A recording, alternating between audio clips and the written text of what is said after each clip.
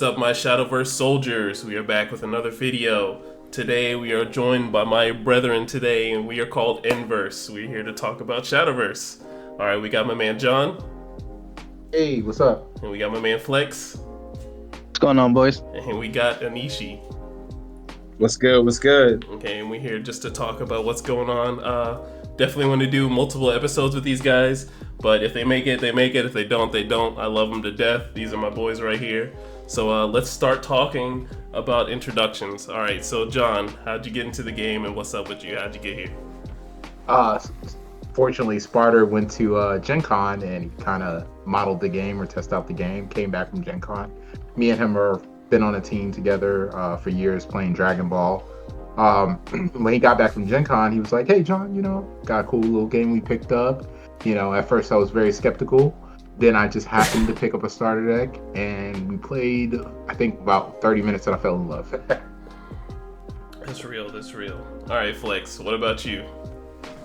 So I'm not gonna lie, I was just scrolling down YouTube. I seen the trailer, like the I think the like dropping trailer, and I thought it was pretty cool looking. I wanted to get into Magic, but I like to get into card games like when they first come out. Yeah. And I heard that this game was pretty similar to that game, so I was like, let me give it a try. All right, and I thought it was pretty lit, so here we are. All right, my man Anishi.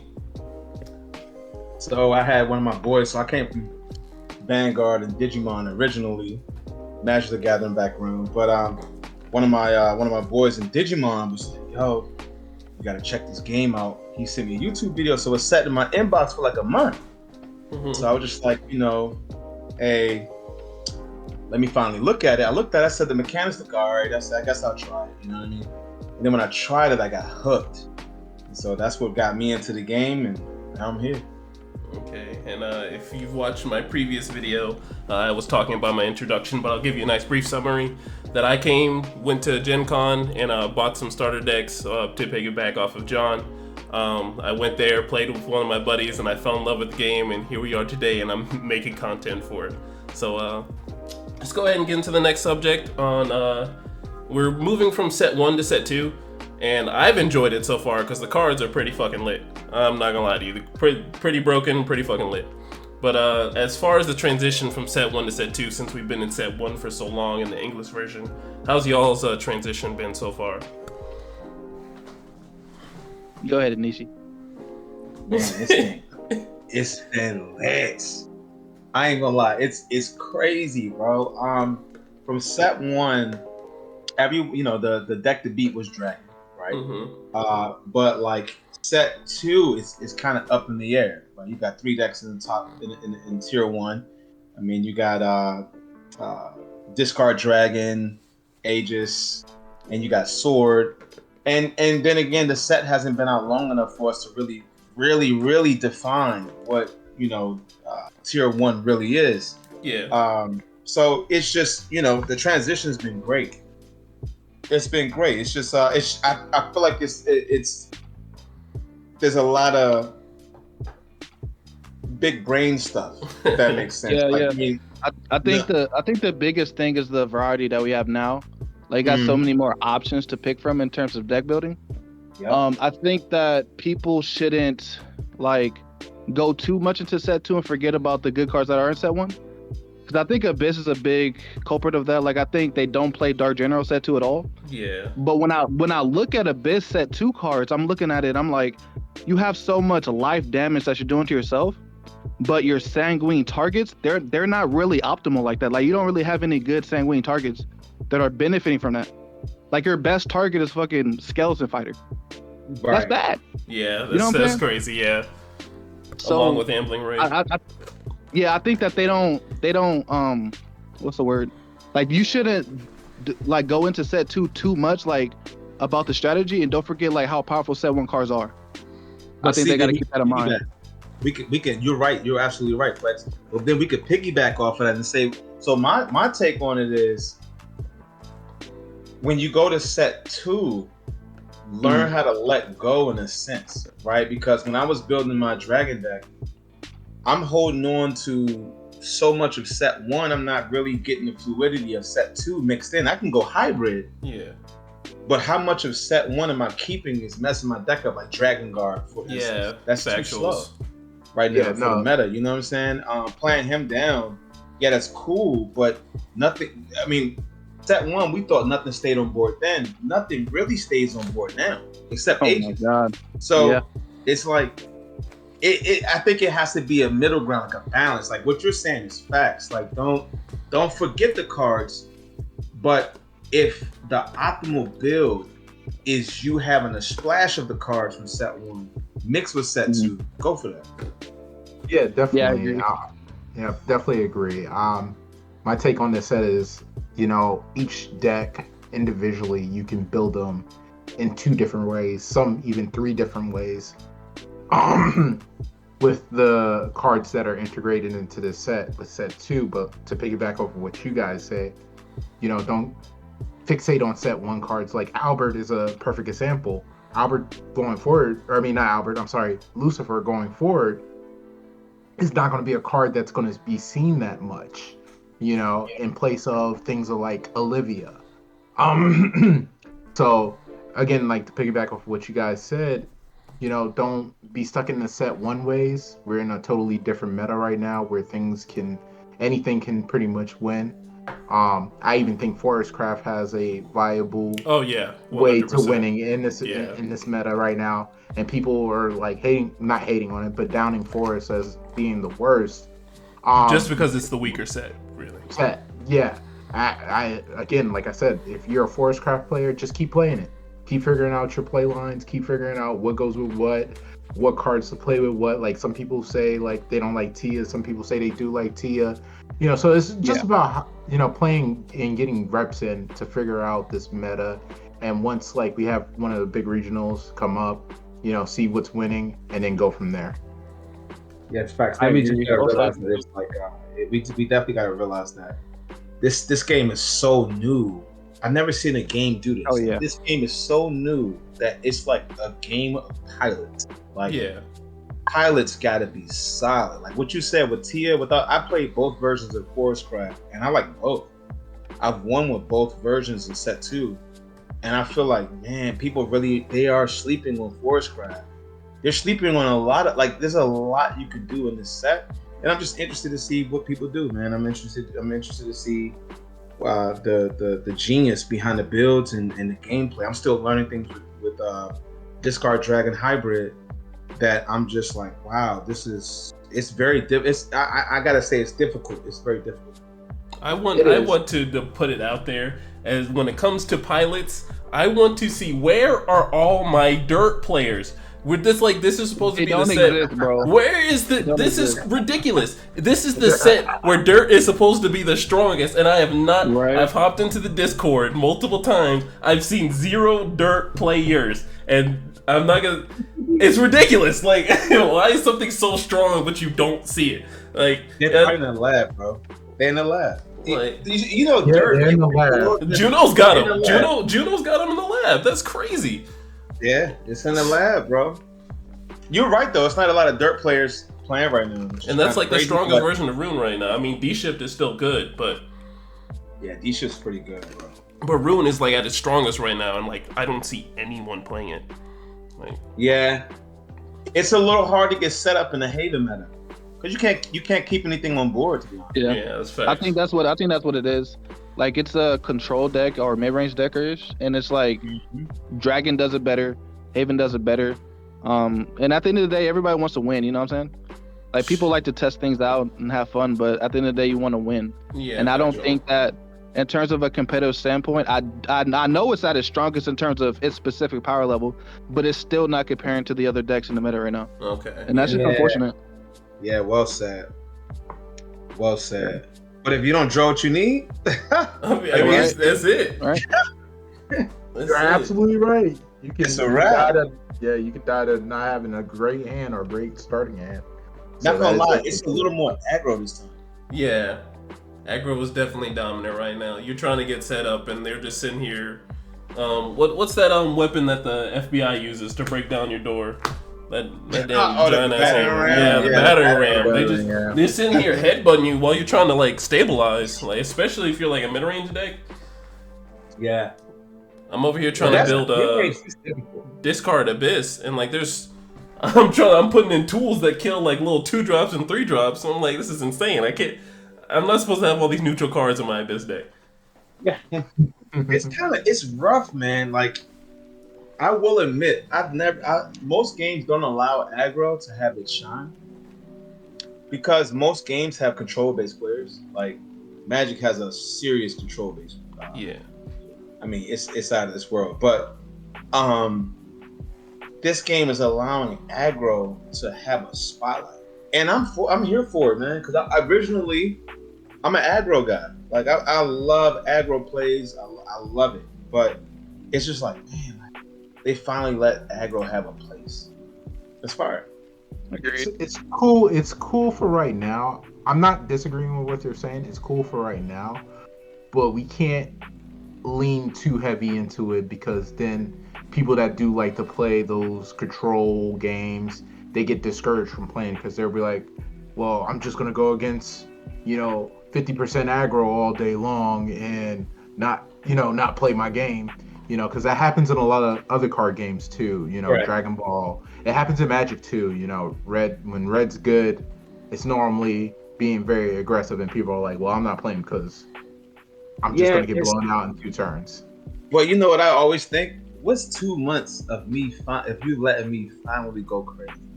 I mean, hey, look, 2 months can kill a game real quick. True. And I'm saying, just let me go crazy for 2 months, bro. And then a new set come out. Just let me go crazy for 2 months. Let me just sleep for game, just for 2 months, bro. And then you can have whatever you want. You know what I mean? All right. You can have. What's y'all say? You can have whatever you like. You can have whatever you like. You know what I'm saying? You can have whatever you like. Yeah, I got you. You know what I mean? So, that's really how it feels like when you're like sitting there and like you have game and like they're sitting at 2 cards and you have a healthy ass hand. Oh my gosh, you're just sitting there feeling like a king.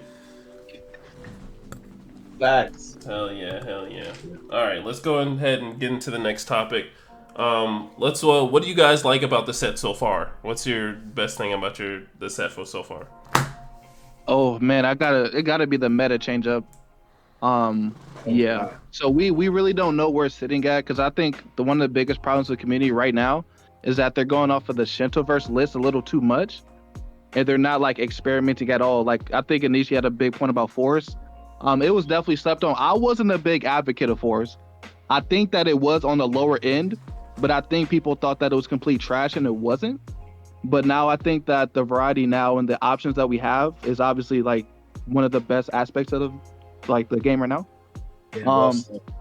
Yeah, and I do think that a lot of people think Haven is going to be like the best deck, but we have to pick and choose our techs. We got to pick and choose our techs and understand like what the Haven wants to do.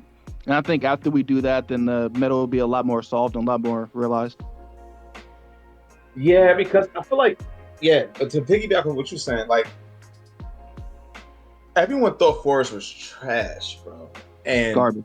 I love Forest. I mean, I'm torn between Dragon and Forest. Like, I'm a Dragon main, but it's like when I look at this meta right now, Dragon. No one is even talking about Dragon right now. Like, I mean, well, except for the people that like Dragon. From Shinto's version, it's like But Aegis is a deck to beat. Havencraft is a deck to beat, bro. Like, it's a deck everyone's scared of the big 10 drop. Or the big 8 drop with the Evo. Like, they're scared of that, And so, like, I mean, when I play Forestcraft, I mean, I'm just glad that, matchups and styles make fights, right? Meaning that, like, okay, like Havencraft might be really vicious. No lie, they are really, really good. Like, hard control Haven is really good. But Forest is like an automatic win in a sense.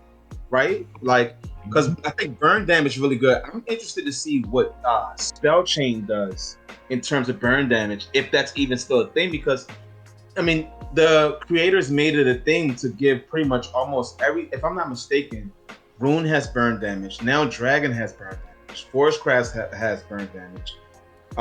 Sword doesn't though. Sword's more physical. But I don't know. I'm That's interested to see. yeah, that incremental burn damage is Haven's pretty much worst enemy. Yeah. And that's why Forest is really good because Forest will set up way before they get to the turn of them putting down their Aegis, where you're burning them with Rose Queen. Like you're sitting there, all right, cool. You want to set up, do whatever. I'm just gonna burn you with Rose Queen. Like they got to make sure they get them down low enough first, but I think it's not that big of a deal for Forest to do that. But the thing that's holding back Forest, I feel like, is dragons kind of just waffle stomp all over Forest, and it's Yeah. very difficult. Yeah, for but Forest that's to been the win. story since set one. Like dragons has Yeah. always walked over Forest, and I mean, as shitty as it sounds, I mean, but like, it's not like Forest has a chance. Forest has a chance. I'll give I've Forest that. definitely won. Yeah, I've definitely beaten Dragon yeah. numerous times. It's not like it's an instant counter. But Dragons definitely has like the better matchup against it. But like it goes back into what we were talking about earlier of a whole pilot diff. It depends on the pilot. Like a good pilot can definitely It fly depends and on play. the pilot. Yeah, it depends on the pilot. But with Forest, I feel like you need too many things to go right. Yeah. But if you're a bad pilot, you have like zero chance of winning. But even if you're a good pilot, though, like you need it's a combo deck. Like you need multiple cards to go off to do what you want to do. And Dragon just looks at you like, okay, let me just put this down. What are you gonna do about it? Yeah. You know what I'm saying? Yeah, You but gotta that's like you gotta finagle, you gotta finesse, and it's just like, bro. you do gotta finagle it. You do gotta finagle. But whole time though, like this is why set 2 is so underrated. Because peep game. Set 2 Forest brought with it a crap ton of extra Forest cards that already do what you would have normally bricked on for not having, if that makes sense, right? So like, example, you got water. If we play in the steroid fairy build, you got water fairy, fairy whisperer. What's the 4-drop that when you play it summons 3 fairies and anything extra goes to the EX? You got that? Oh yeah, that guy. Yeah, that guy card. Yeah. You got that. You got the 5-drop from set 2 that when you play it, it has rush and strike. You swing, deal 2 damage or something to summon 2 fairy. Like, bro, it's Force is out here. It's crazy, bro. But the skill ceiling, I feel, is what's going to pull people back from playing the deck to find out its hidden potential. Like when we hear other people speaking about their ideas on the deck is so negative, but most of the time when you hear them speaking about it, they're not even Forestcraft players. Right. I think that there's so many aspects of playing Forest specifically, because a metric that I didn't take in account for, to be honest, for meta, is representation. And like you're saying, the skill ceiling is so high, and you have to be such a good pilot. That's why people don't take that to regionals or any type of like competitive tournament, because you have to use so much more brain power than everybody else, and you have so much like window open to like make mistakes, and it's just not the most viable. And it doesn't really have the power level in this set to be that good. But the thing is, though, it does have a good matchup against the Haven. I think we brought that up. That's a factor. What John was saying. Yeah. That's I think that's a pretty important factor. So we have to wait and see. Like Anishi, he's one of the best Forest players in our Discord. We're gonna see what he does with it. We're gonna see what all these other players do, and go from there. Yeah, that's very, very true. Well said, man. You know what? The crazy part is like you said, representation, and the crazy thing about it is the power level. But it's so underrated because when you play someone, from my experience, when I was playing people inside of the qualifiers, they didn't know what the cards did. Like they were only expecting, dragon, sword, haven crab. You love that feeling when they have to pick up your card and read it. Oh, yeah, they gotta pick it up and read read it. In the world. You don't know what I'm doing. Yeah, you don't even know which angle I'm coming from. And then I play, and now set 2, I play a white wolf on the field, and you're like, what is that? A swing to floor. Oh, I love white wolf. Oh white my wolf lord! So quick, bro. I threw a white wolf on the board, swung, and hit a rose queen. Turn 7. And that was game. That was game. That was just nuts. I mean, oh my god! Like I love decks that are techie like that. Like even in other card games, I play decks that people don't play because I don't like.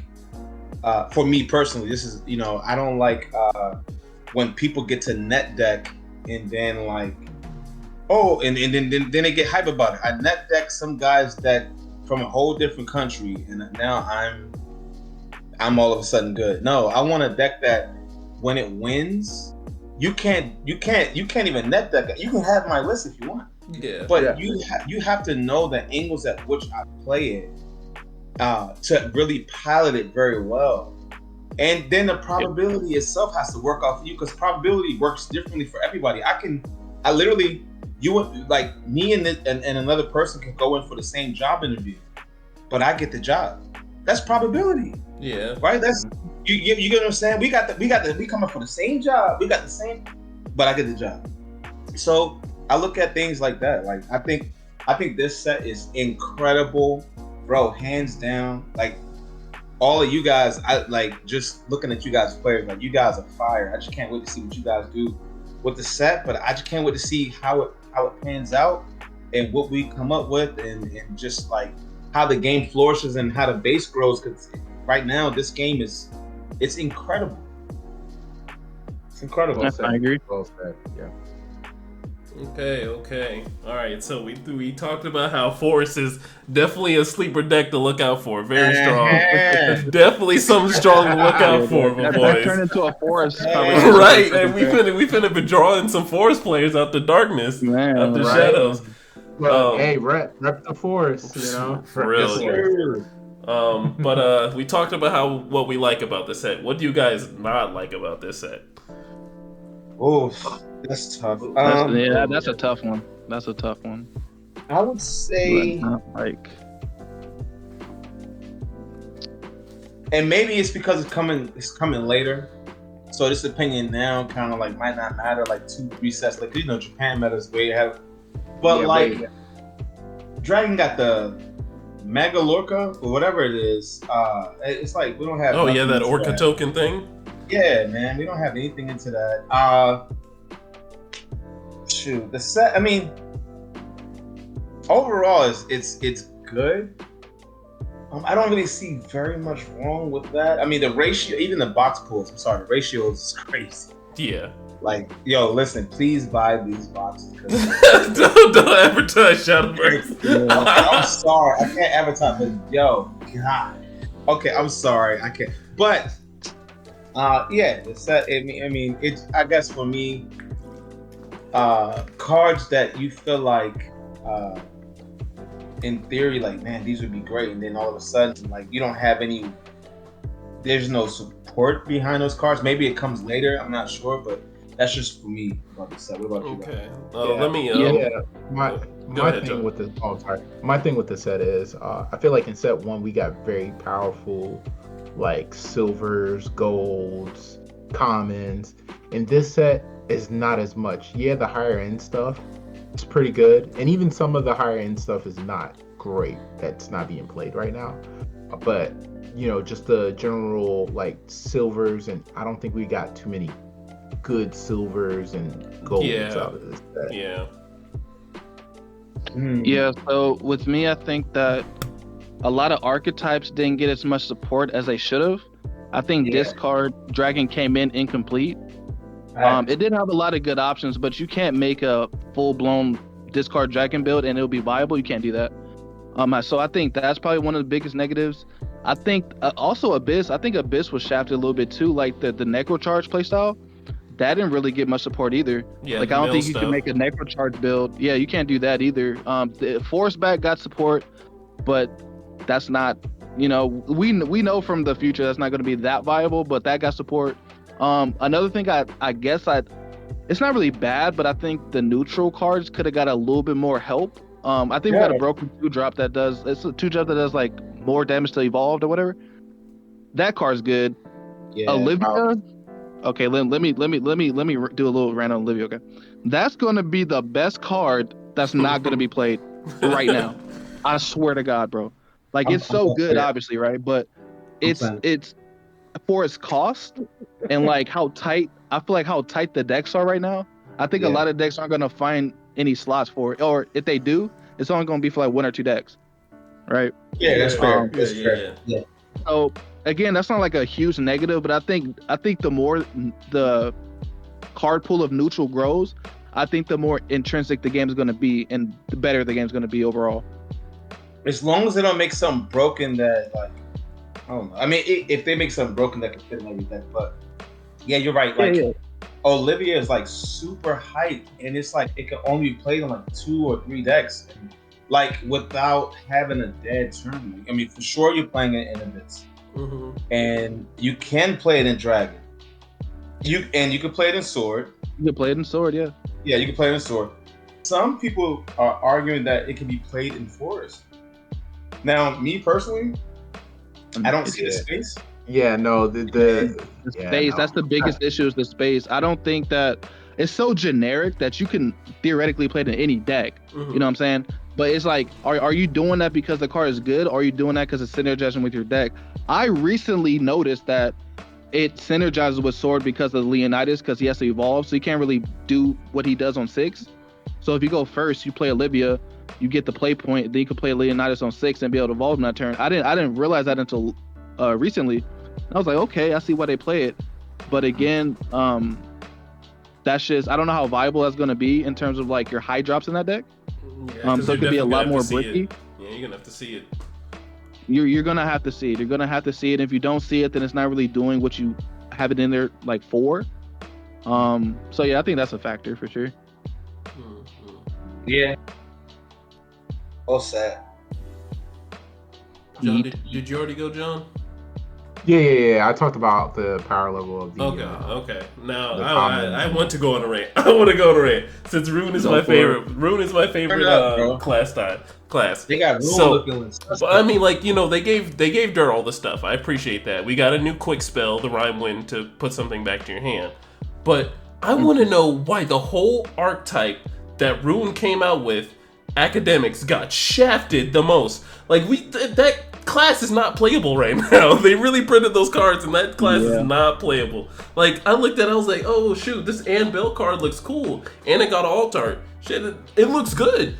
And then I looked at the cards, and there was only like 3 Academics. I was like, you mean to tell me I can only search out Greya, Craig, and Ann? Oh, this shit ass. Yeah, I think that's one of my biggest pet peeves. Like, if you make a deck and it's complete but it's ass, okay, that's one thing, that's fine. But if you make an incomplete deck, that's like, bro, we can't even work with this. Like, bro, at least give us an SR. That's not like they really played. Like, Anne was a gold card. She was a gold card, and then she got a whole alt art. I was like, what is this? I mean, she's pretty. Don't get me wrong. She is pretty cards. That is one thing I love about this game too. To go back into the last section, I love the art in this game. So good. Crazy. So good. But like a whole gold card to get an alt art just for a shitty archetype. That card should not be $50. That card should not be $50. There's no way. The reason why Olivia's $35 is because she can go in any deck, has multiple abilities. You can choose 2 from, but Ann Bell gets an alt art just to sit there and collect dust because she looks good, and it's not even PSA 10. $50 card. What? Like, she's mad expensive for the alt art. Like, you know, the full art. Oh, well, yeah. I mean, they're rare. They're rare, but she shouldn't be as expensive as, like, you know, the other ones that are good. Yeah, especially if they got Tia's going for 15, 20. Yeah, like, that's ridiculous. Yeah, that's really they shafted expensive. whole Academics. So I'm praying that, you know, Derby has some Academics and come December 8th, excuse me. Y'all pick that up when it drops, please. And what is it? The Leviathan that comes out in February? The next set after that, like, hopefully we'll get some more Academics, but they shafted the only archetype that was in Runecraft besides the spell and Dirt. They shafted that completely, and that's what ticked me off because it looks so good. But anyways, rant over. Let's go into the next topic. What do y'all think is gonna win the next regionals? That's a good question. Yeah, it's food for thought. Sword. I'm gonna say Abyss Aggro because Abyss Aggro is really good. Okay. And it feels so. Go ahead, bro. I'm sorry. Abyss Aggro or Abyss Control? Abyss Aggro. Like when I say like, I mean like Abyss Hand Trap. I mean, I don't think that's no, gonna be a not viable Andrew. deck yet. No, he Not- meant Abyss aggro. Yeah, I'm in Abyss aggro. Like Abyss aggro can be fast enough to beat Haven. It's fast enough to Yeah. beat Dragon. It's fast enough to outspeed Sword in some instances. Like Yeah. it's only bad matchup that I have seen, and I'm not going back to this because I play Forest as well, but is Forest dealing with their little 1 and 2 drops with Archer? Like easily, Thank you. I appreciate you, bro. Yeah. Yes. Little deck tech there for some people, some Forestcraft people, just helping out the Forest Nation. But yeah, but yeah, no, definitely Abyss aggro is just it's strong. It's very strong. If they see what they gotta see, it's not much you can really do about it. Yeah, I'm thinking I Abyss. agree with that. I think Yeah. that right now, because of everybody, obviously Haven is like the boogeyman right now.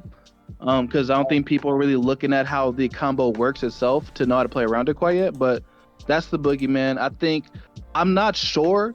Like I'm waiting on Anishi to come up with like a good dragon build, or like people to like experiment with the hybrid version a little bit more. But I think that Dragon and Haven still are like on top ish. And Yeah. the best way to deal with both of those are with aggro, because that was like the best way to deal with dragons with aggro. Because you set one, you just couldn't deal with their end game. You just literally couldn't deal with their end game. Yeah. The best option was to grind them out with your Holy Signal if you're playing Haven, obviously, or you aggro them down. So since that's how you beat Haven as well, I think aggro comes up so much, right? And that's like one of the biggest things I want to talk about, was because a lot of people are looking at Sword and looking at how mid-range it is and how like impactful the support has been. But I think that if you play into that a little too much, Haven's gonna just blow you out the water. You get what I'm saying? Like it. And the biggest thing is that a lot of people are walking away from wards for some reason, and that's like the biggest way you counter the Aegis, because it's not doing anything broken, right? It's just a sticky body, and it's gonna smack you real hard the next turn, right?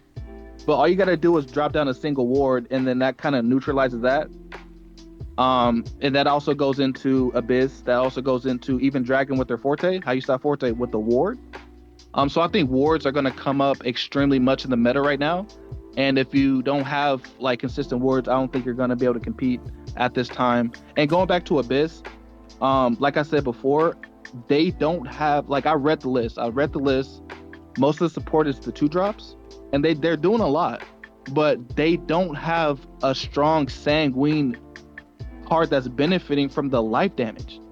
So if you either counter aggro them, they're gonna die. If you stabilize, obviously they're gonna die. So it's like it's a little too glass cannon right now. So I think that it is tier 1. I do think it's on the lower end of tier 1, in my opinion. Okay. Yeah. So we got Abyss. Concern? Okay. Anyone else have any thoughts on what's gonna win regional? So we got Abyss, aggro Abyss, but then we have Sword. Anishi, what do you think's gonna win? What do you think's gonna win? Force. Forest. It's gonna be Forest. Forest. No, I'm kidding. I'm kidding. I have to agree. I think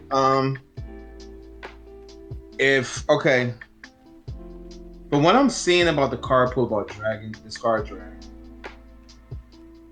if it's really burn damage oriented with a little tempo from Forte, maybe that. Because I mean, I'm not gonna lie, Shinto's list, I mean, or just that, the understanding of like Dragon from the first set. I mean, Dragon was tough. I mean, it was really that deck to beat. Like it really was overwhelming. Like, so I feel like if discard Dragon, it's possibly a thing that's the deck to beat again. I mean, besides Abyss, because Abyss is just, there's ways you can go. You can go aggro, you can go control, like hand trap. It has definitely different types of play styles. You saying Abyss and Dragons are up top for you? I think Abyss, Dragon, and Sword are top 3. I think Abyss needs to be in the conversation for tier 1. Yeah, Interesting. I just don't know where it needs to. I think it's tier 1. I don't think it's 1.5. Like, I think you get a really good Abyss player. I might gotta holler at my boy Carfight King, because you get a really good Abyss or you know, and I mean, look at Haven. Okay, if Haven is a deck to beat, they play down the Prison Priestess. Mm-hmm. They go search for the 6-drop. The 6-drop amulet, Sarah. If I'm playing Abyss, I'm just gonna say, okay, thank you. Executioner. You go ahead and put that in the drop.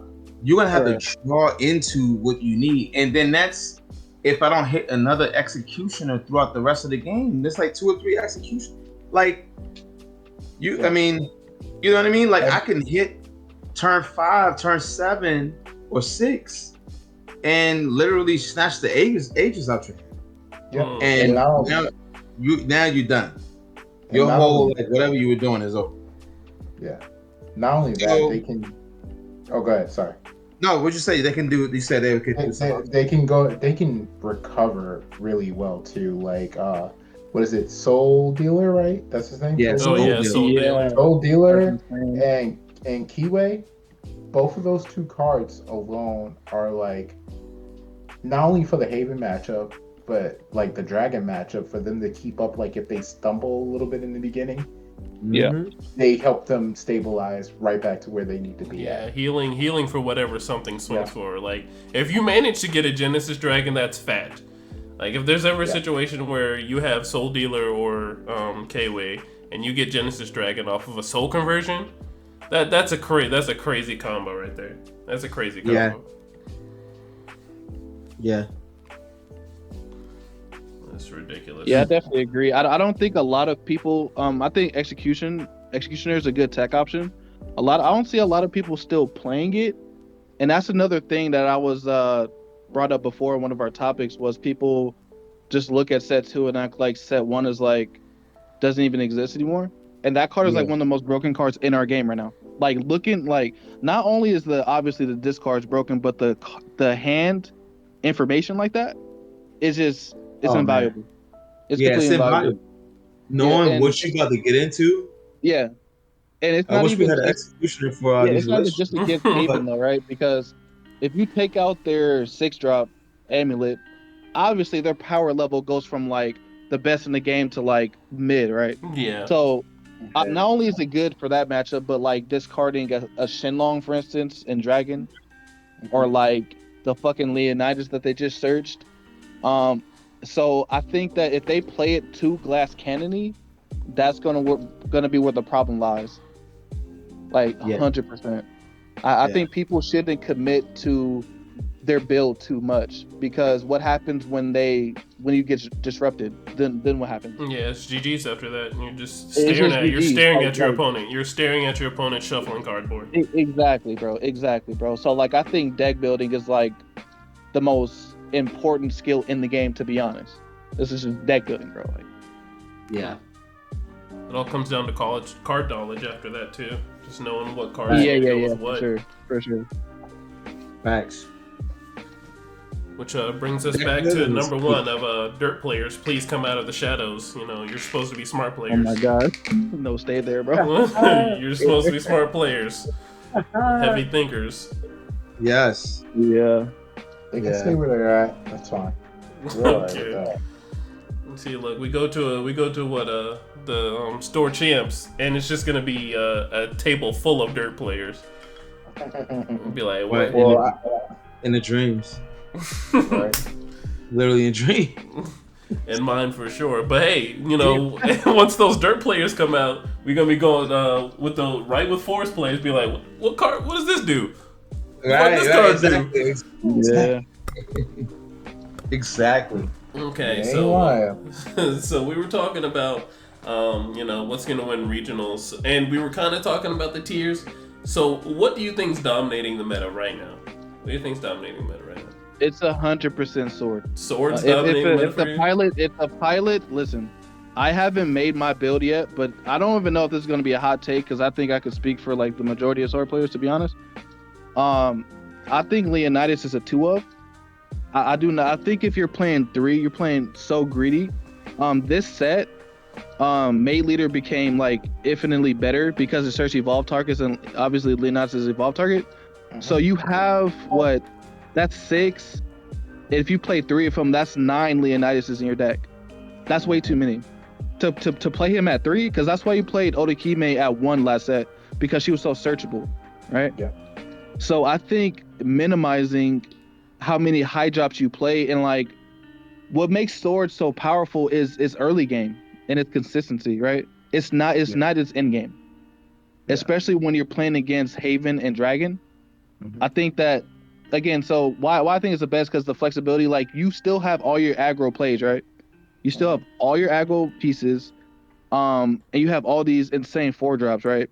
But I think that the end game still isn't how you win the game, right? I think everything before 6 or before Leonidas is what you have to worry about, right? And then once that drops and it goes off, now there's just no way you're winning if the sword player played their card right. You know what I'm saying? Because everybody else has to draw their cards, like what they Yeah. need. Like everybody else has to draw exactly what they need, and we're just like doing exactly what we want every single game. And with the That is power true. level that we have, I don't see it not being the best deck. I just don't. I beg to differ. Ooh. I for it, feel bro. like this. I feel like if the sword player is, I mean, if they're seeing the nuts, depending on if they want to die roll, the deck is extremely strong. Don't get it twisted. Extremely strong. But this is, I mean, maybe I need to play more sword players, but like that Erd on Leonidas that can't kill itself is such a blunder to a sword deck. Even though the deck can keep up momentum and keep up steam by just playing something down and summons two more tokens or whatever the case may be, but like it's such a blunder because in this game, I know we've all seen numerous times how like if you don't put your opponent away and they have a mechanic for healing, a mechanic for recovering, it's like the worst feeling when they get back into a neutral position to actually battle with you again. You get what I'm saying? Like I feel like sword is crazy, but I think it can still be neutralized if the right things happen.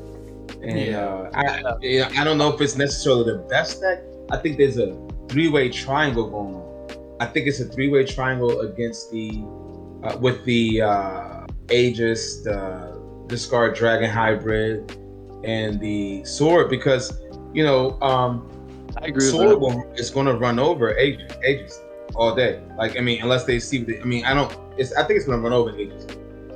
Dragon is going to run over sword if it stabilizes, but Aegis actually once that card comes out, Dragon is like flabbergasted. Even Ramp Dragon is flabbergasted against that. Oh That yeah, deck 100% ramp. I don't know what Ramp Dragon does against Heavenly Aegis.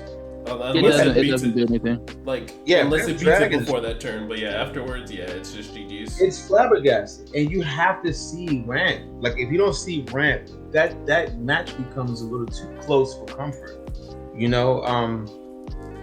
mean, So- just playing the Seraph Yeah. and then like cracking that, and then getting a freaking Femis or Acolyte's Light or alongside Aegis to summon out the follow. That's crazy. It's crazy. So yeah, to piggyback on what you're saying, I think you're right about the triangle. I just think that I'm gonna touch on the other 2 decks, but I'm gonna go back to sword just briefly. I just think that like you were saying, like they have to see like the cards to do what they want to do. I don't agree with that, because you're either, that's what's so broken about sword. That's why I made it personally. Like you either see what you need or you're searching what you need, because you have so many searchers. You're either seeing what you need to search or searching what you need, right? And if you already have it, you're searching another fucking option at that point. You know what I'm saying? And sword puts you on, you have to be on my tempo. right? And a lot of sword players in set 1, which I'd never understood. I'm not gonna lie, I was like that at first because I was net decking at first, but when I got better at the game, I started to realize that a lot of sword players were playing no type of removal, and that was like its biggest flaw. Was like a big ass ward comes down. Okay, now I have to trade my entire board into your ward for me to get through, and then now you don't have now I don't have any pressure. And then when you go to your turn, like you're playing dragon, then you put down like a Shinlong or you smack me with a Forte. Now I got to play your tempo. But I think if you add removal, like I'm still going to be playing the 1-drop Unbridled Fury. I don't know if you know what that card is. The quick play that's like in the starter deck. I'm still going to be playing 3 of that card because sword can still go extremely wide. So if I'm going wide, I'm have all these consistency pieces. I'm breaking through your board while maintaining my board. How are you dealing with that? Right? And if you like Conflagration or if you Themis Decree, we have obviously Flow Fencer. We have another Flow Fencer in Amelia, right? So you have to board wipe them so many times, right? And we can do that whenever we want because we can search. And you have to have that Conflagration or you have to have that Themis. And those are both turn 5 plays. Yeah. You get what I'm saying? And you're already getting punched in the face by then. Yeah, you know what I'm saying? I agree with that. I that's one thing I can say that you just brought a huge light to Flex is like that's how I've been stealing wins with Steroid Fairies. It's because every turn I'm going to fill a board up with 2 2s or 3 3s or 4 4s, and you have to deal with that. And that's kind of where Sword is right now. Like, and it's very. I can agree with that. It's very oppressive. Like, if you deck build it the right way, it is very oppressive. Because I was the type. Yeah, I didn't play I played 2 banners in set 1, and I played 2 Alwedi's Command. I think that the moment, like, if you like, people are gonna play this so much heavily to mid range. If you draw 3 6-drops or 3 5-drops and a 4-drop, you're gonna lose, bro. You're simply gonna lose the game. You know what I'm saying? Yeah. If you have to trade your whole board into a big board, you're gonna lose the game, bro. So I think it's a deck building thing and not like being so high on the set 2 part, and just take your little upgrades incrementally and see and go from there. You know what I'm saying? Same thing with Haven. I think that if you play, I think you have to play Kaguya. I'm not like a Haven pro. Yes. But I fought against Blue.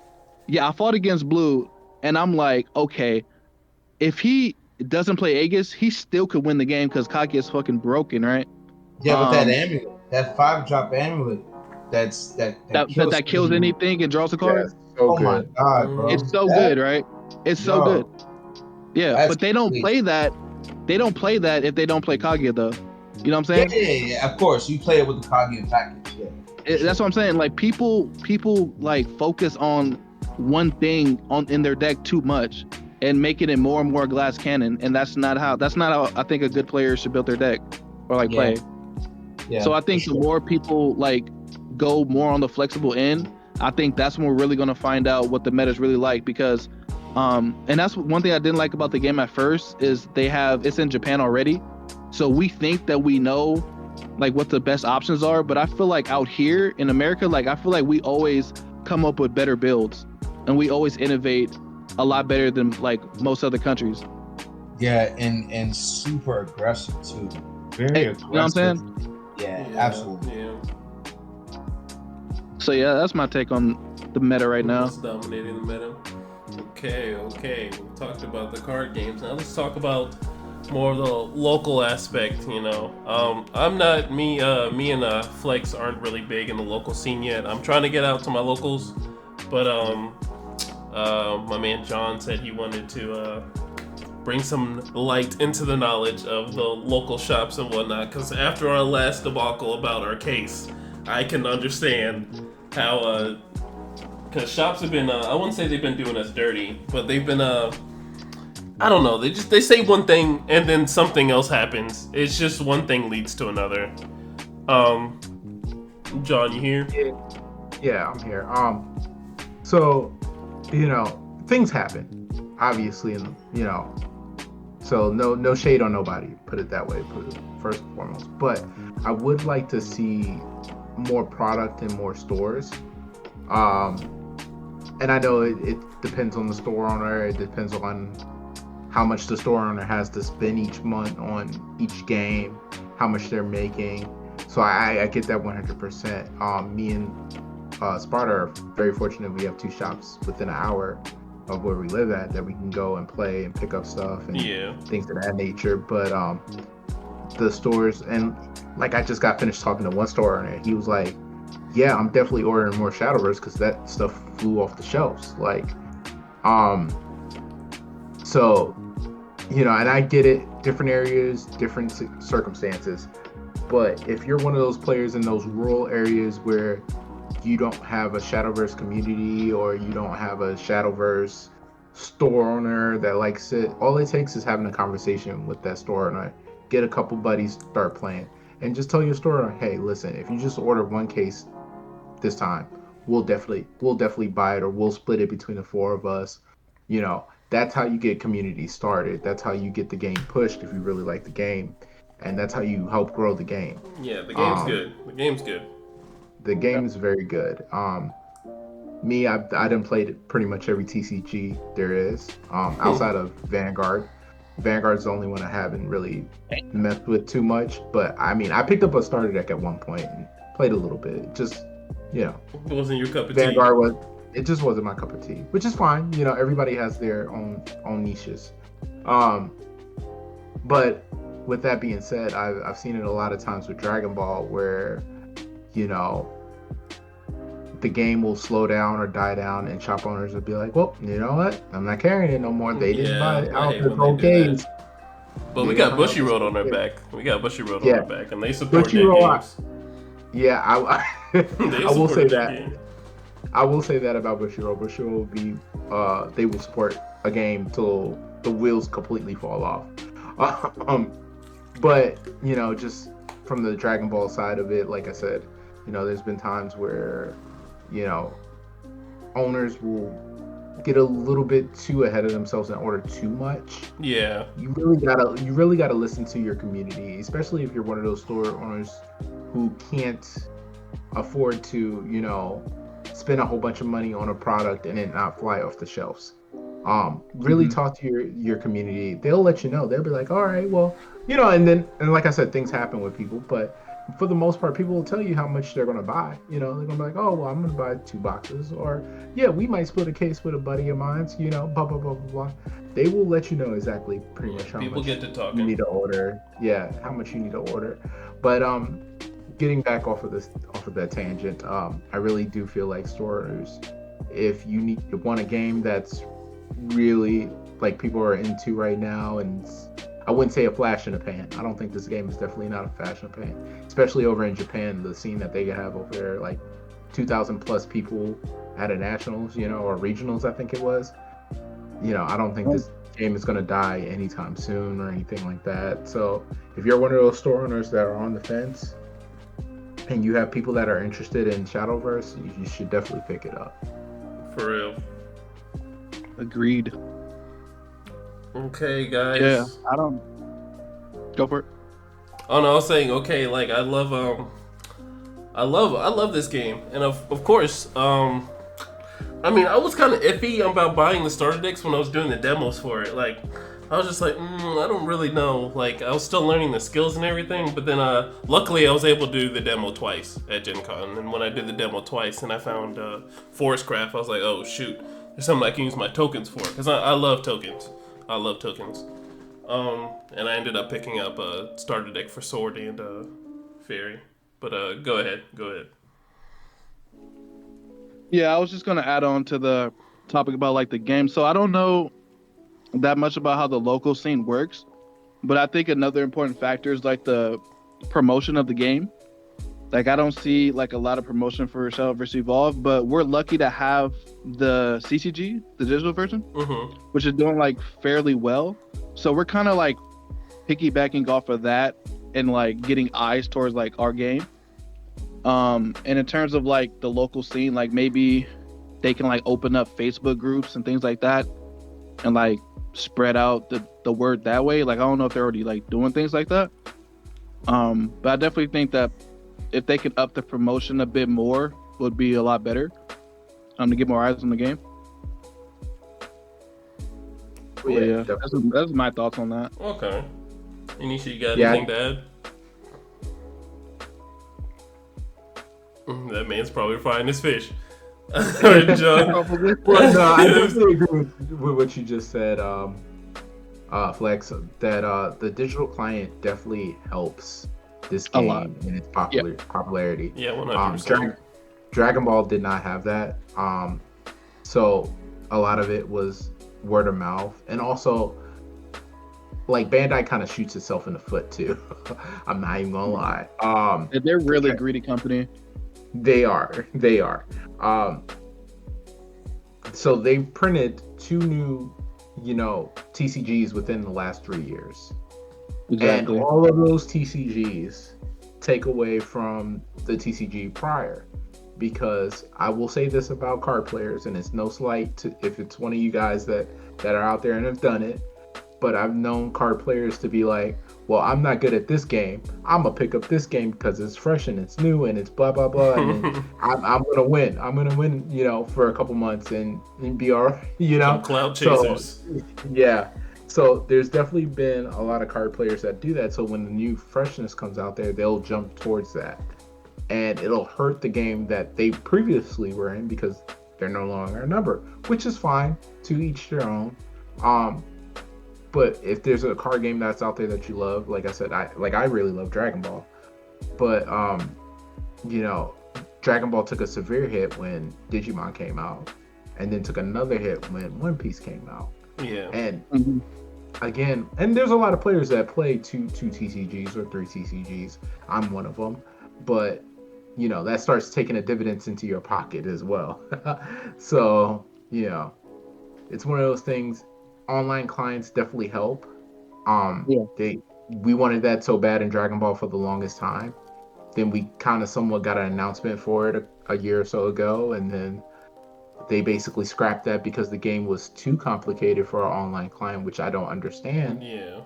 You literally have Yu-Gi-Oh that does 5 things in one turn, which I get. They're pretty much uninteractable outside of hand traps, but in Dragon Ball you have different things that you can do in between the turns. So I get that portion of it, but still I don't think there wasn't a way that you couldn't pull it off. Like I think it was just a little bit of laziness on Bandai's part and not wanting to do it, and so now they're rebooting the game in January. Is it January, February? Yeah, I think February. January. Yeah, they're rebooting the game, and they're gonna have 2 versions of the game, which again is gonna take away from one version is probably gonna take away from another version. But if it's the season in Japan, then they don't even have to worry about their American dollars. Their American dollars is just like the cherry on top. So. Yeah. Yeah, what they're doing right now doesn't make sense. I think it's like Dragon Ball Masters and then Fusion Worlds. Yeah. Yeah. Like Fusion Worlds is going to be the digital and it's going to be the TCG and Masters still like that doesn't make sense to me. I don't know why they did that. Well, my theory crafting is that they already had so many sets already printed or in plans of print that they were going to print those. And if you tell people, oh, we're going to stop printing these cards after a certain amount of time, what's the point of buying them? So I think they're trying to save face a little bit and say, oh yeah, we're still going to do both games until they run out of the printings for Masters. Man, I don't know, man. It just feels so weird to me to have 2 TCGs for like the same IPs. Like, what are we doing? Yeah. So, it's very but weird.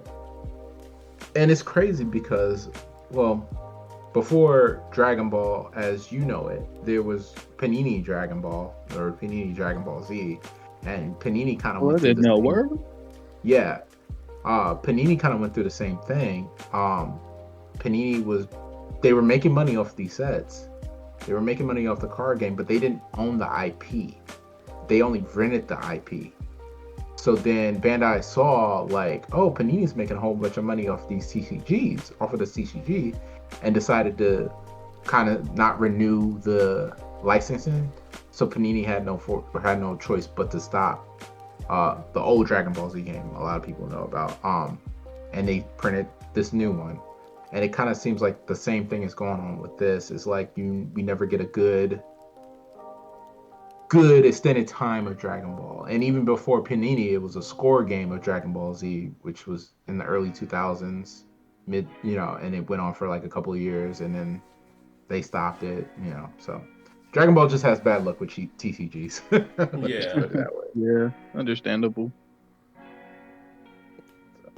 All right. That's my tangent. all right, boys. Well, it's definitely been fun talking to you guys. I definitely want you guys to come into the next one. I appreciate you guys for coming out, taking the time out of your day and being here to talk about this. I look forward to all of you in the next episode. And I love you guys. Make sure to like, comment, and subscribe, and hit us up. We will see ya. Later, boys.